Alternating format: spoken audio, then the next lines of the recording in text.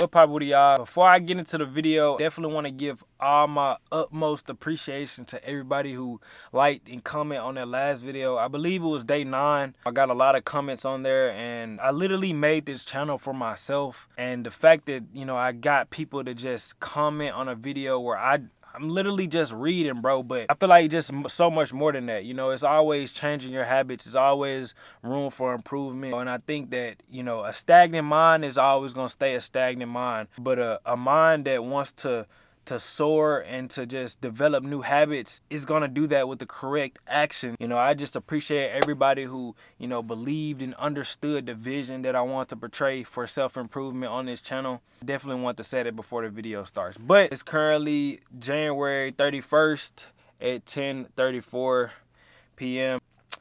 We're going to go ahead and put the 15-minute timer on. You already know how the routine go, man, as y'all can see. And let's get into it.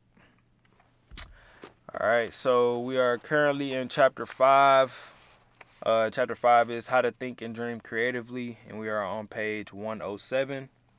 And it says, whether these ideas are sound or practical is not the point. What is significant is how a person handles propositions like these. If he laughs at the idea and doesn't give it a second thought, and probably 95% will laugh at it, chances are he suffers from traditional paralysis. But the 1 in 20 who says, that's an interesting idea, tell me more about it, has a mind that's turned into creativity. Traditional thinking is personal enemy number 1 for the person who is interested in a creative personal success program. Traditional thinking freezes your mind, blocks your progress, and prevents you from developing creative power. And here are 3 ways to fight it. Number 1,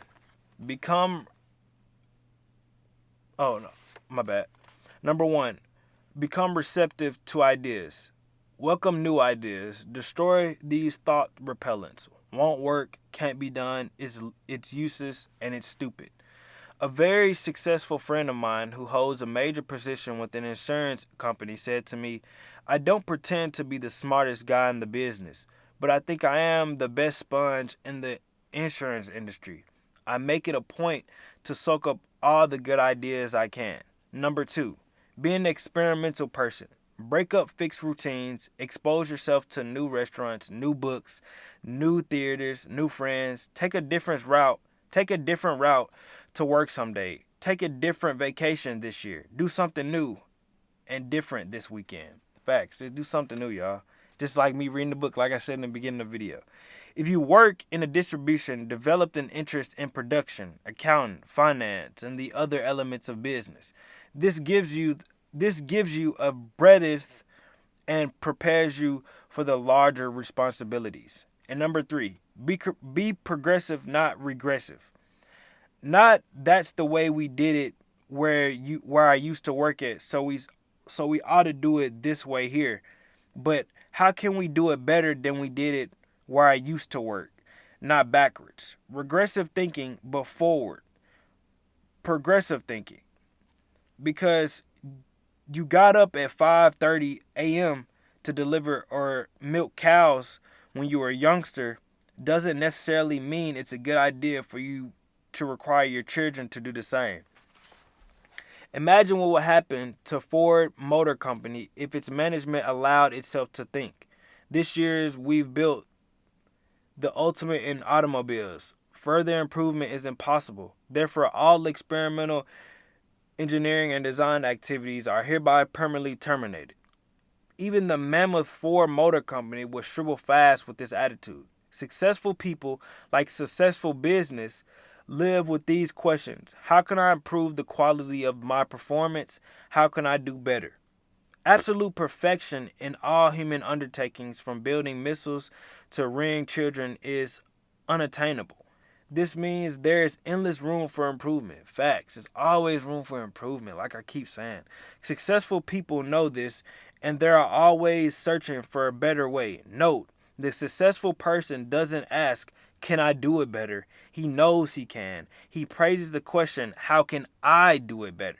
A few months ago, a former student of mine in business for just 4 years, opened her fourth hardware store. This was quite a feat considering the young lady's small initial capital investment of only $3,500, strong competition from the other stores, and the relatively short time she had begun in business. I visited her new store shortly after it opened, congratulated her on the fine progress she had made. In an indirect way, I asked her how was she able to make her success of 3 stores and open up a fourth one when most merchants had to struggle to make success with just one store. Naturally, she just said, I worked hard. Just getting up early and working late isn't responsible for the 4 stores. Most people in business work hard. The main thing I attributed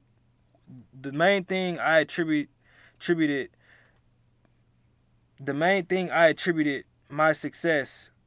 Oh, I'm tripping, y'all. I'm tripping. It's not attributed, it's attributed. The main thing I attributed my success to my self-styled weekly improvement program. A weekly improvement program sounds impressive. How does it work? I asked. Well, it really isn't anything elaborate, she continued. It's just a simple plan that helped me to get a better job as each week rolls around. To keep my forward thinking on track, I divided my job into 4 elements: customers, employees, merchandise, and promotion. All during the week, I make notes and jot down ideas as to how I can improve my business. Then every Monday evening, I set aside 4 hours to review the ideas I've jotted down and figure out how to put the solid ones to use in the business. Excuse me. In this 4-hour period, I force myself to take a hard look at my operation. I don't simply wish more customers would shop in my store. Instead, I ask myself, what can I do to attract more customers? How can I develop regular loyal customers? She went on describing numerous little innovations that made her first 3 stores so successful. Think the way she arranged the merchandise within her stores. Her suggestion selling technique that sold 2 out of 3 customers merchandise that had not planned to buy when they entered her stores. The credit plan she devised when many of her customers were out of work because of a strike. The contest she developed that boosted sales during a slack season. I asked myself, what can I do to improve my merchandise offerings? And I get ideas. Let me cite just one. 4 weeks ago, it occurred to me that I should do something to get more youngsters in the store. I reasoned if I had something here to draw kids to the store, I'd also draw more parents. I kept thinking about it, and then the idea came. Put in a line of small carded toys for kids in the 4 to 8 range bracket. It's working. The toys take little space and I make nice profit on them. But most importantly, the toys have increased store traffic. Believe me, she went on. My weekly improvement plan works just by consensuously asking myself, how can I do a better job? I find the answers. It's rare. Monday night that I don't come up with some plan on technique that makes that profit and loss statement look better. I've learned something else too. Successful merchandising, something that I think every person going into business for himself should know. What's that? I asked. Just this. It isn't so much what you know when you start that matters. It's what you learn and put to use after you open your doors that count the most. Facts, bro. Facts, man. It's so crazy. Like, you tell yourself these things and it's in the book, man. Big success calls for persons who continually set higher standards for themselves and others. Persons who are searching for ways to increase efficiency, to get more output at lower cost, to do more with less effort. Top success is reserved for the I can do it better kind of person. General Electric uses the slogan, progress is more important product. Progress is our most important product. Why not make progress, excuse me, why not make progress your most important product? That I can do better philosophy works magic. When you ask yourself, how can I do better? Your creative power is switched on and ways for doing things better suggest themselves. Here is a daily exercise that will help you discover and develop the power I can do it better attitude. Each day begin your work, devote 10 minutes to thinking, how can I do it better? How can I do a better job today? Ask, what can I do today to encourage my employees? What special favor can I do for my customers? How can I increase my personal efficiency? This exercise is simple, but it works. Try it, and you will find the ultimate, unlimited creative ways to gain greater success. Just about every time my wife and I get together with a certain couple, the conversation will turn to working wives. Mr. S has worked several years before her marriage, and she had genuinely liked it. But now she'd ask, I've got 2 youngsters in school at home to manage and meals to prepare. I simply haven't got the time. Then one Sunday evening, Mr. and Mrs. S and the children were in an automobile accident. Mr. S and the youngsters escaped seriously injured, but Miss S received a back injury that left him permanently disabled. Dang, that's crazy. Now Mr. S has no choice but to go to work. When we saw her several months after the accident, we were amazed to find how well she had adjusted to her new responsibilities. You know, she said, 6 months ago, I never would have dreamed I could possibly manage the house and work full time. But after the accident, I just made up my mind that I had to find the time. Believe me, my efficiency had gone up 100%. I discovered a lot of things I was doing that didn't need to be done at all. Then I discovered that the children could and wanted help. I found dozens of ways to conserve time. Fewer trips to the store, less TV, less telephoning, less of those time killers. This experience teaches us a lesson. Capacity is a state of mind. Capacity is a state of mind. How much can we do depends on how much we think we can do. Facts. How much you think you can do is how much you think you can do. Facts. Literally. If you can do this much, you can do this.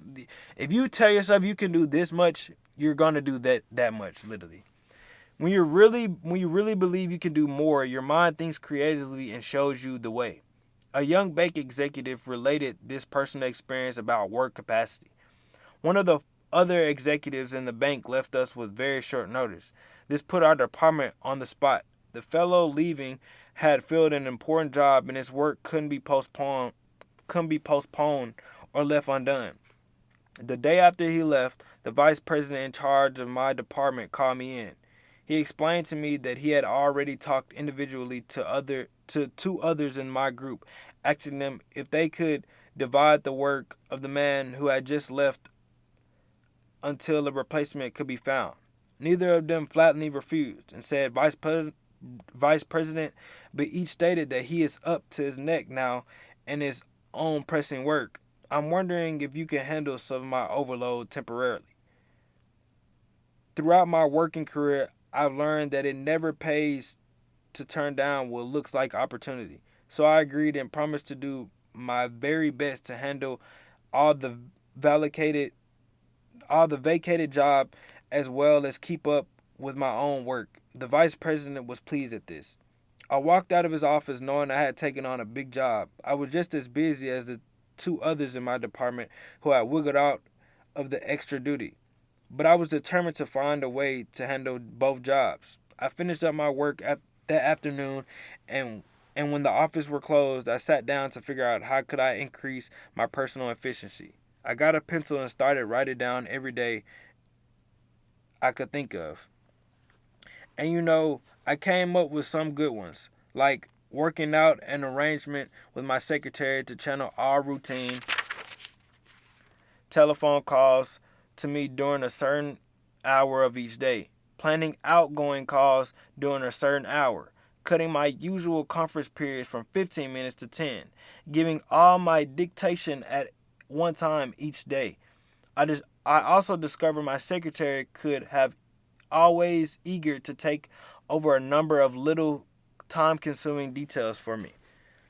I have been handling my present job for 2 years, and frankly, I was amazed to discover how much inefficiency I had let creep in.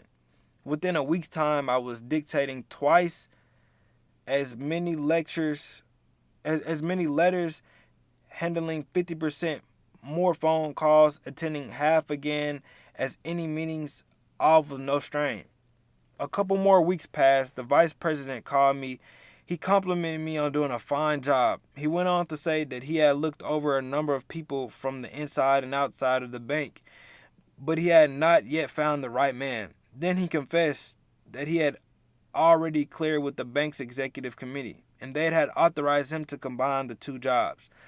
But them both jobs in my charge, put them both in my charge and give me a substantial increase in salary. I proved myself that how much I can do depends on how much I can do. Oh no, I proved to myself that how much I can do depends. Hold on, my bad.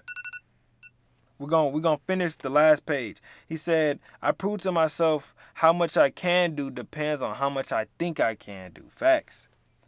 Capacity is indeed a state of mind. Every day it seems this takes place in the fast-moving world of business. The boss calls an employee and explains that a specific task must be accomplished. Then he says, I know you've got a lot of work to do, but can you handle this? Too often the employee replies, I'm awfully sorry, but I'm loaded down now. I wish I could take it on, but I'm just too busy. I really want to read some more, y'all, but I'm going to put the bookmark right here, y'all.